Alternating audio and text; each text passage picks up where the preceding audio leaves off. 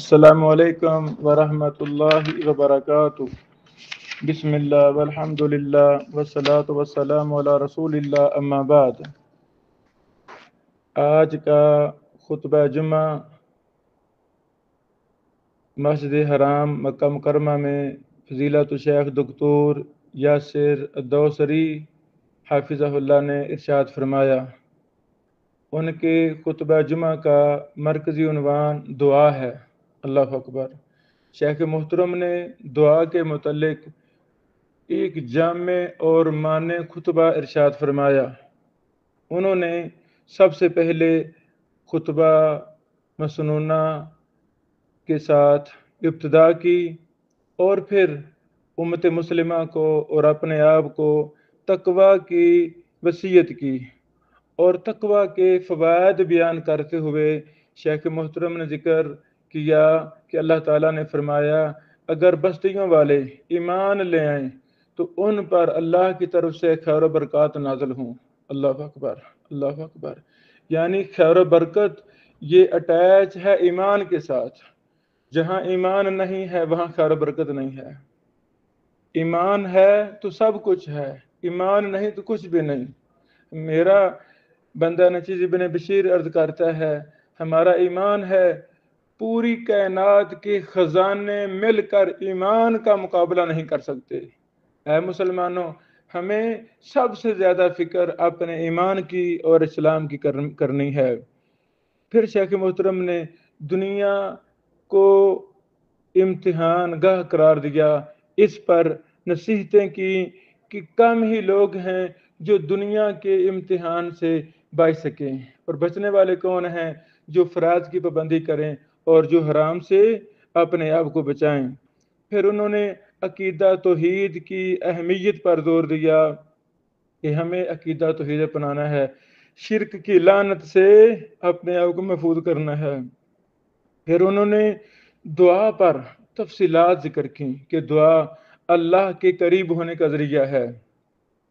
اللہ تعالیٰ نے قرآن کریم میں خود ارشاد فرمایا ہے ادعونی استجب لکم، اے میرے بندو مجھ سے مانگیں، دعا کریں، میں تمہاری دعا کو قبول کروں گا۔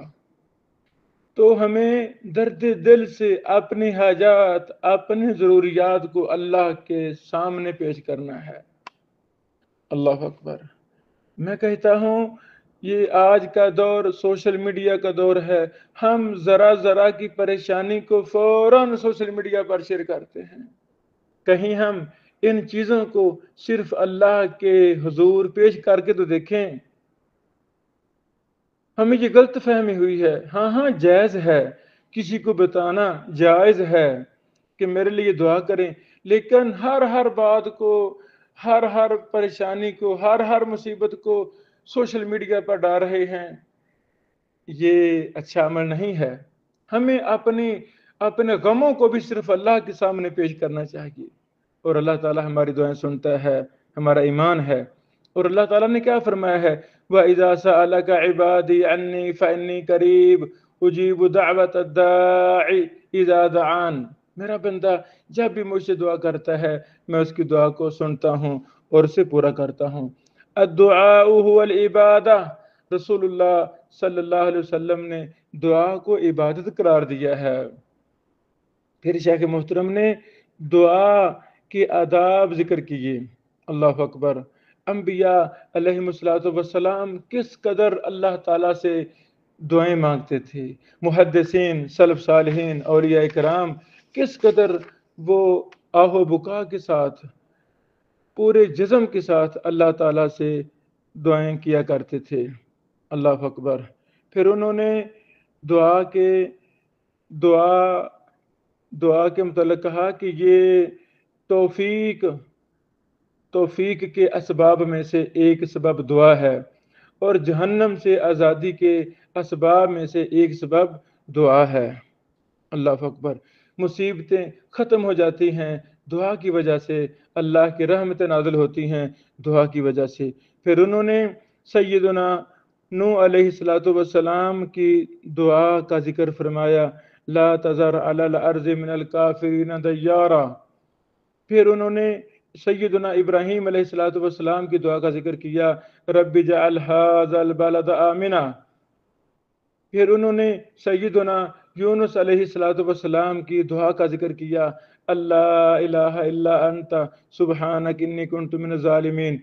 फिर शेख मोहतरम ने बद्र वाले दिन सैयदना व महबूबना मोहम्मद रसूलुल्लाह सल्लल्लाहु अलैहि वसल्लम की दुआ का जिक्र किया, अल्लाह मन जिज़नी मा वअदतनी।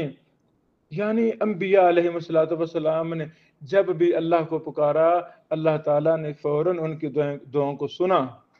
जब नबी रहमत सल्लल्लाहु अलैहि वसल्लम ने बदर के मैदान में दुआएं की तो अल्लाह ताला ने रहमत के फरिश्तों को, अपने फरिश्तों को नाज़िल किया। अल्लाह अकबर, यानी फरिश्तों के साथ मदद की मोहम्मद रसूलुल्लाह सल्लल्लाहु अलैहि वसल्लम की और फतह नसीब फरमाई। अल्लाह अकबर। दुआ के शेख मोहतरम ने फ़वाद भी जिक्र किए और दुआ के आदाब पर बड़ा जोर दिया। दुआ के आदाब में से पहला अदब ये बयान किया कि दुआ सिर्फ और सिर्फ अल्लाह से की जाए। दुआ में इखलास होना चाहिए, सुन्नत के मुताबिक दुआ होनी चाहिए। दुआ के शुरू में सना पढ़ी जाए, दुरूद शरीफ पढ़ा जाए और दुआ जामे मानी होनी चाहिए। मैं इब्ने बशीर अर्ज करता हूँ कि हमारी दुआएं सुन्नत के बरखिलाफ हैं। इतनी लंबी लंबी दुआएं ये कोई साबित नहीं है। हमें सुन्नत की मुवाफकत में ही खैर बरकत नजर आनी चाहिए। हमारी दुआ सुन्नत के मुताबिक हो, जो अल्फाज मोहम्मद रसूलुल्लाह सल्लल्लाहु अलैहि वसल्लम ने पढ़े हैं हमें वही पढ़ने चाहिए। क्या रसूलुल्लाह सल्लल्लाहु अलैहि वसल्लम ने कुनूत नाज़िला किया है कि नहीं? जी किया है। जो अल्फाज कुनूत नाज़िला में पढ़े वो काफ़ी नहीं है? जी काफ़ी है। तो फिर हम क्यों उनकी मुखालफत करते हैं? दुआ वितर में नबी रहमत सल्लल्लाहु अलैहि वसल्लम ने हमें जो दुआ सिखलाई है, कितने जामे माने अल्फाज हैं। पूरी कायनात की खैर बरकत, पूरी कायनात की जामे माने दुआ, हर चीज के मुतालिक दुआ वितर में आ जाती है। हम उसमें भी कितनी चीजें अपनी तरफ से मिला रहे हैं। जो दुआ 1-1.5 मिनट में पढ़ी जा सकती है, हम उसको 15-15 मिनट, आधा घंटा मांग रहे हैं।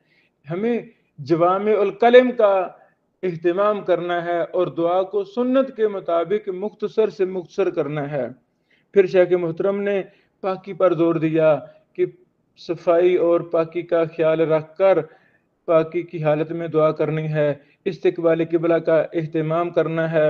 हाथ उठाकर दुआ करें यकीन के साथ, बिल जज़म, यानी मुकम्मल यकीन और इत्माद के साथ आप दुआ करें। और वो औकात जिनमें अल्लाह ताला दुआ कबूल फरमाते हैं उनका हमें एहतमाम करना है। अल्लाह अकबर।